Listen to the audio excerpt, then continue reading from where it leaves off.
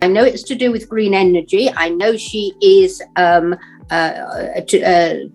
supervises the operations for some of the largest wind farms in the UK.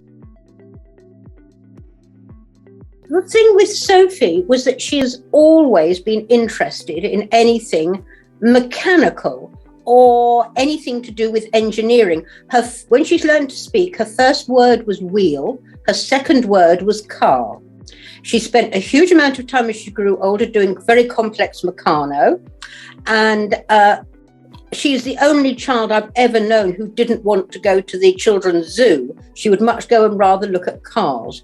And she was very, very science orientated. And we always thought she would grow up to be an engineer. She was very determined. So with her meccano, she would always finish it, however difficult it was. And also she always had a lot of self-confidence. Even if they are born with the ability to be self-confident, I think it's very, very easy to destroy, particularly with girls, because men have self-confidence in buckets, women don't. And I think to be successful at all in life, you have got to be self-confident. And I think we did help her, and we built on her. I built on her native abilities because I actually encouraged her to do the things that she liked. So I didn't try and force her to along my idea of what a girl should do.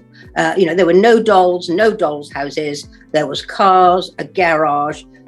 I used to take her to the science museum. Not my sort of thing at all. I'm very arts-based, and I did find it quite difficult at the beginning, but it was all what she liked.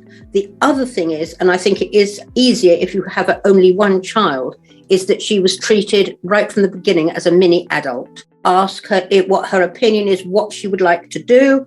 Of course, it didn't always work out. Of course it didn't. It's not perfect by any means. But I did try to emphasize the fact that she was a person with feelings and rights, that she wasn't just to be one of the children and ignored.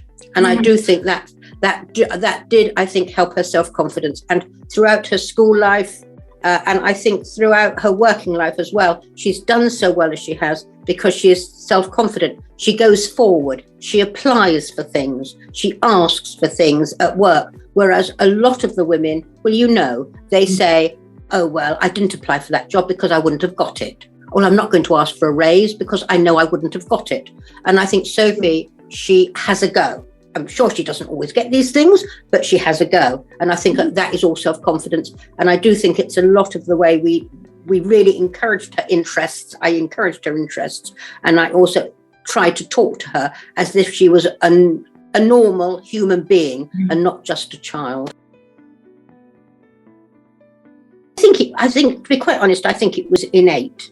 I really do. I don't think she was ever willing to settle for less. I think she wanted income, a high income, which you obviously only get with certain jobs. And of course, the more qualifications you have, the more likely you are to achieve that income. She wanted to stand out. I think she wanted to stand out. She didn't want to be one of the crowd.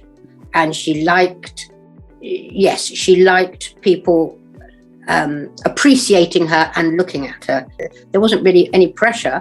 I think it was all from her. She wanted to get on. She wanted to get to the top of the ladder. She's determined and she is self-confident.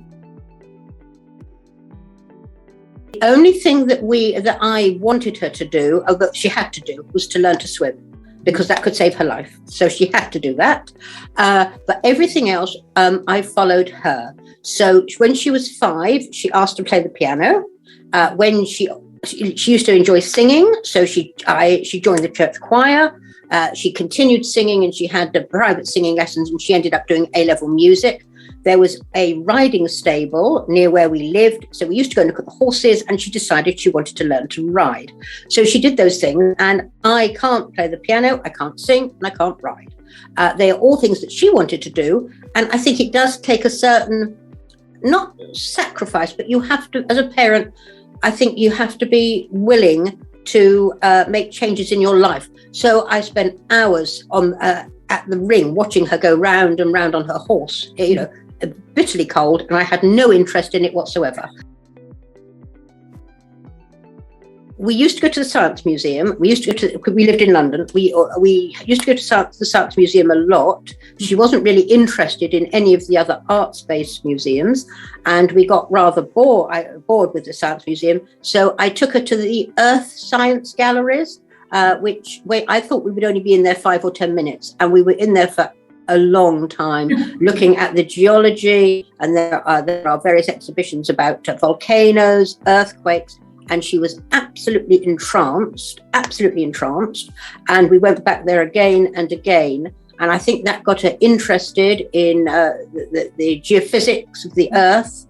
And I think that's really what got her to read geophysics at university. Well, I suppose I tried to instill her to try and do her best, to be look after herself, look after her body. You only have one body. If you abuse it, then it's damaged for life. And to do her best. I don't think I ever lectured her. She wouldn't have listened if I'd lectured her anyway. I think it was just sort of to do your best and to be honest. And I suppose also to behave yourself if you can. Yeah. I think I found it difficult in that I didn't share a lot of her interests. We've already talked about that. I'm arts-based. So I found that a lot of the things we were doing together, and because we spent a lot of time together, a lot of the things I was doing with her, I actually had to force myself to be interested. So I found that quite difficult. The other thing I think with being a mother is that parts of it can really be quite repetitive as well. And you think, I would like, a bit of a change. So I think that's the most difficult thing when they're small. As she gets older, then of course it's more interesting because she has more interest. She's much more rounded, and you can take an interest in her life more. But at the beginning, I think trying to immerse myself in her interests was really quite difficult. Yeah. Should encourage the child's interest as much as possible, take them out and about as much as possible, get them to read as much as possible, make them as aware of the world as much as possible.